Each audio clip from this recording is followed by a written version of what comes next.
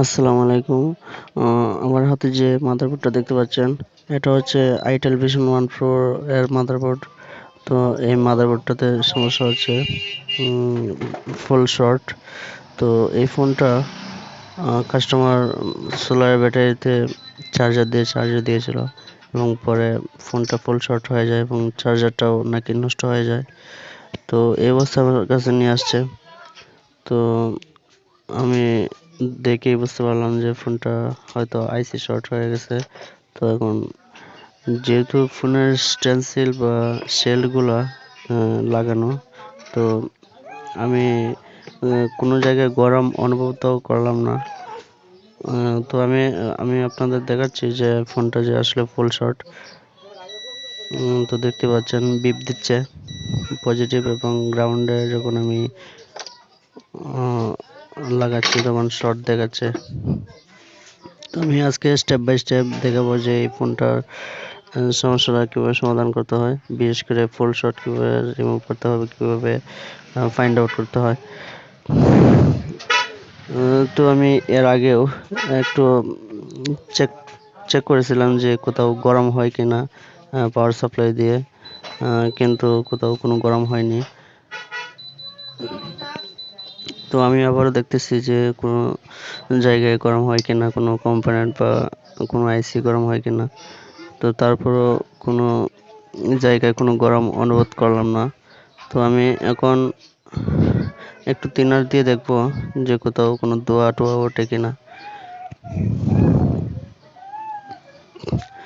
তো আমি চতুর্দিকে একটু ধোঁয়া দিয়ে দিলাম, তিনার দিয়ে দিলাম। তো এখন আমি আবার দিব পাওয়ার। তো পাওয়ার দেওয়ার পরও কোনো রেসপন্স পাচ্ছে না। তো এখন আমি ফোনটার শেলগুলো খুলতে হবে। কোথাও কোনো গরম বোঝা যাচ্ছে না।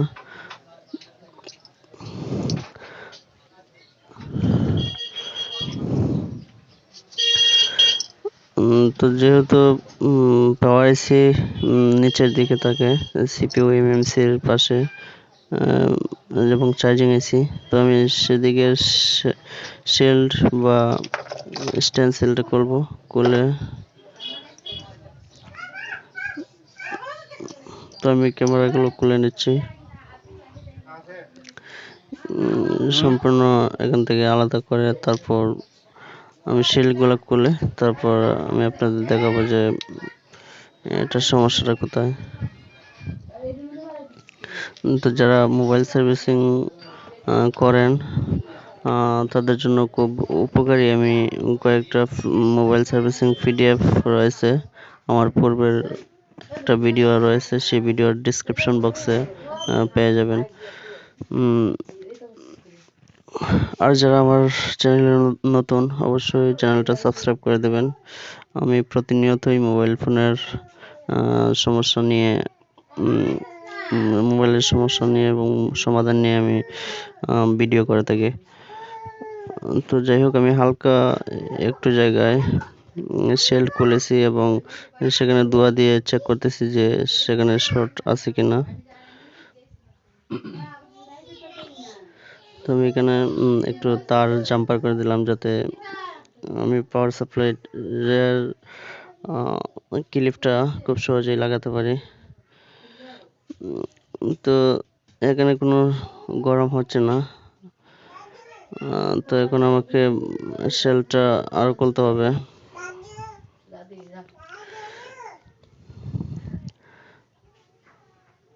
তো এদিকে পুরো শেলটা আমি খুলে নেব, নেওয়ার পর দেখব কোথাও গরম হয় কিনা। তো শেল খোলার ক্ষেত্রে আপনারা খুব সতর্কভাবে খোলার চেষ্টা করবেন, কারণ অনেক সময় দেখা যায় যে আপনার কাটিং প্লাসের মাথায় লেগে আইসির কোনা নষ্ট হয়ে যেতে পারে বা ভেঙে যেতে পারে বা যে কোনো কম্পোনেন্টও নষ্ট হয়ে যেতে পারে। তো দেখতে পাচ্ছেন আমি অর্ধেকটা শিল্ড তুলে ফেলছি। এখন একটু তিনার দিয়ে দেখবো যে এর ভিতরে কোনো শর্ট আছে কিনা, এই এরিয়ার ভিতরে। তো যদি তা না হয় পুরো শিল্ড খুলতে হবে। তো আমি একটু থিনার দিয়ে ক্লিন করে তারপর টিস্যু দিয়ে মুছে নিয়ে এখন খেয়াল করতেছি যে কোথাও কোনো ফাঙ্গাস বা আইসি ড্যামেজ আছে এরকম কোনো অংশ আছে কিনা। তো এখানে খুব ক্লিয়ারই দেখলাম। তো আমি এখন আবার একটা তার জয়েন করে নিলাম যাতে পাওয়ার সাপ্লাইটা কানেক্ট করতে পারি ক্লিপটা।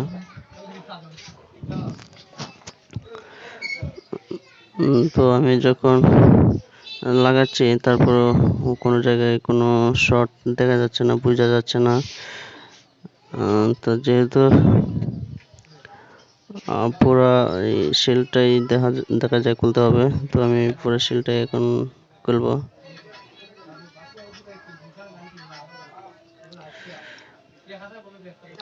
কোনো গরম না হওয়ার কারণে বোঝা যাচ্ছে না, কারণ শিলগুলা খুব ভারী, এই জন্য হয়তো গরমটা বাইরের দিকে আসছে না।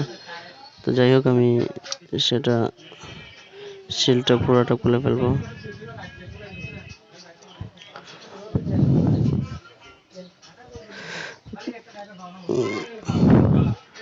তো দেখতে পারতেছেন আমি কিভাবে শিলগুলো খুলছি। আপনারা সবসময় এভাবে আস্তে আস্তে করে শিলগুলো খোলার চেষ্টা করবেন। এগুলো হিট দিয়ে খোলা যায়, হিট দিয়ে খুলতে গেলেও খুব সাবধানে খুলতে হয়, কারণ একটু বেশি হিটে আপনার আইসি ড্যামেজ হয়ে যেতে পারে। তো দেখতে পাচ্ছেন সম্পূর্ণ শিল খুলে ফেললাম। এখন আমি যে সিপিউর আশেপাশে খেয়াল করতেছি যে কোথাও শর্ট আছে কিনা বা ফাঙ্গাস পড়ে আছে কিনা। তো আমি দেখলাম যে চার্জিং আইসি যেটা, সেটা কোনা ভাঙ্গা রয়েছে। তো আপনারা দেখতে পাচ্ছেন কিনা জানি না ভিডিওতে। তো আশা করি দেখতে পাচ্ছেন আইসিটা ড্যামেজ হয়ে গেছে।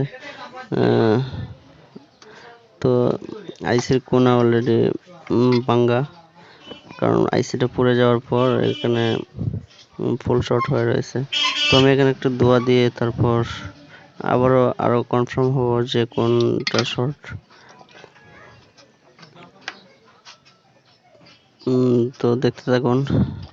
আমি এখন পাওয়ার সাপ্লাই আবার লাগাবো, লাগানোর পর দেখবো যে কোনটা গরম হয়।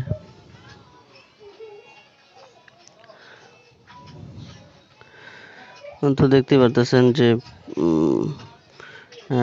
আইসিটা প্রচুর পরিমাণে গরম হচ্ছে এবং ধোঁয়াটার সাথে সাথে গলে যাচ্ছে।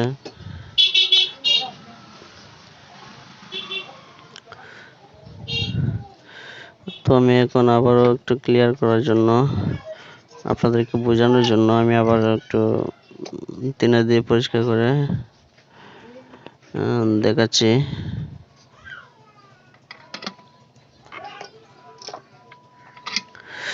আবার একটু ধোয়া দেব।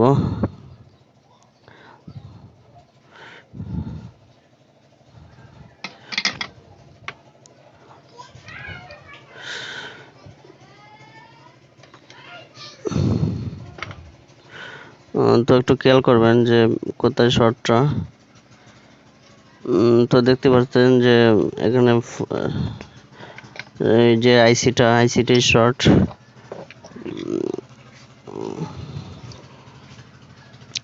তো আইসিটা আমি তুলে ফেলবো। আইসিটা তোলার পর দেখবো যে ফোনের শর্ট যায় কিনা এবং ফোনটা ওপেন হয় কিনা। তো সে পর্যন্ত সাথেই থাকুন। তো আমি আইসিটা তোলার পর দেখাবো যে ফোনটা রান হয় কিনা। তো যারা আমার পেজের সাথে যুক্ত আছেন এবং ইউটিউবের সাথে যুক্ত আছেন তাদেরকে অসংখ্য ধন্যবাদ। আর যারা এই প্রথম আমার ভিডিওটি দেখছেন অবশ্যই চ্যানেলটি সাবস্ক্রাইব করে দেবেন, আর পেজে দেখে থাকলে অবশ্যই ফলো দিয়ে দেবেন। তো আমি অলরেডি আইসিটা তুলে ফেলেছি। আইসিটা সমস্যা ছিল এবং এখানে আইসির পাশে একটা কয়েল ছিল, সে কয়েলটা ফুল শর্ট ছিল। প্রথমে আমি কয়েলটা রিমুভ করছি, কিন্তু কয়েলটা রিমুভ করার পরও দেখা যায় ফুল শর্ট যায়নি। তারপর আমি আইসিটা রিমুভ করেছি। তো এখন আমি ফোনটা ফিটিং দিয়ে দেখাবো যে ফোনটা ওপেন হয় কিনা।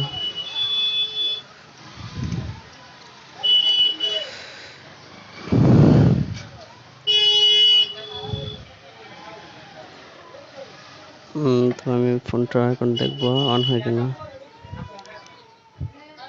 তো আমি আগেই দেখেছিলাম যে ফোনে ব্যাটারিতে আবার চার্জ ছিল 3.6, হয়তো ফোনে বেশি চার্জ নেই কিন্তু 3.6 এর চার্জ আছে, তার মানে ফোন অন হওয়ার কথা।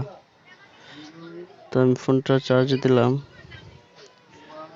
তারপরে কোনো রেসপন্স নাই। তো হয়তো পাওয়ার বাটনে প্রেস করা হয়নি, আবার আমি লাগাবো, দেখবো।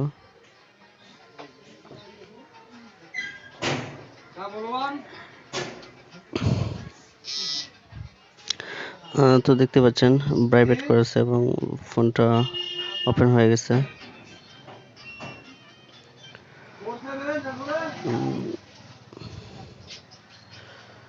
তো এই ফোনটা সম্পন্ন হয়ে গেছে। তো একটা সমস্যা যে আইসিটা পড়ে গেছে, সেই আইসিটা সেম এনে লাগাতে হবে। তো আমার কাছে সে আইসিটা ছিল না, তারপর আমি সেটা অন্যভাবে বাইপাস করে দিয়েছি। তো ধন্যবাদ যারা আমার এই ভিডিওটি দেখেছেন। আর যারা আমার মোবাইল সার্ভিসিংয়ের পিডিএফটি পেতে চান, অবশ্যই পূর্বের ভিডিওগুলো একটু চেক করে নেবেন। আমি সেই ভিডিও ডিসক্রিপশন বক্সে দিয়ে দিয়েছি। তো দেখতে পাচ্ছেন ফোনটা ওপেন হয়ে গেছে এবং সে লক তো আমি আর জানি না। তো সেজন্য এ পর্যন্তই, সাথে থাকুন। ধন্যবাদ।